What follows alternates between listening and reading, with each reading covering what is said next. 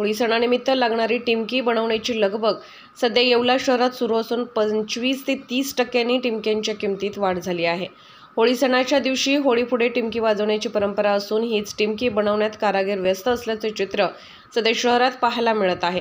यावेळी टिमक्यांवर लोकसभा निवडणुका लागल्याने राजकीय पक्षांचे नाव तसेच मतदान करा असा संदेश देखील टिमकीवर रेखाटत नागरिकांना मतदान करण्याचे आवाहन केले आहे। यावर्षी दुष्काळाचे सावट या टिमकी कारागिरांवर दिसत आहे। मी टिमक्या ह्या 5-6 पिढ्यापासून बनवितो। आमच्या घराण्यात बनवतात आणि दरवर्षी टिमक्या 2-3 हजार बनवित होतो मी। आता काही जास्त प्रमाणात बनवलेले नाही। कातडी वाहन आणि पट्टी देखील टाईमवर भेटत नाही, धुळ्याहून आणावं लागते, त्याच्यामुळे कंटाळा केलेला आहे। आता याच्या पुढे टिमक्या हे आहे एवढं जिकायचे आहे, याच्या पुढे बनवायचे देखील नाही।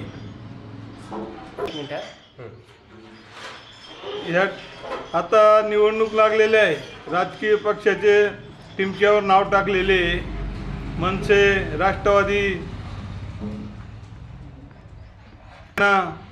भाजप अशा पिक्चरचे असे टिमक्यावर नाव टाकलेले। आता कोणाचे भासते ते बघावं लागेल आपल्याला।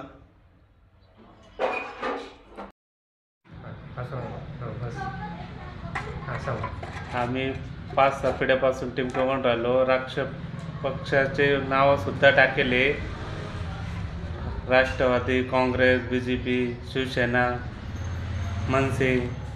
आता इलेक्शनचे परेडमध्ये त्यांचे नाव टाकेले, काही पिक्चरचे नाव टाकेले। 10-20% वाढेल बी मालामध्ये, त्याच्यामुळे आता यंदा थोड्या टिमक्या कमी पण बनवले। एवढं पाणी पाऊस नाही, काही नाही, त्याच्यामुळे थोडं बेकारी धंदा पाणी नाही काही। बाबूलाल रंगनाथपुरे, लोकनायक न्यूज।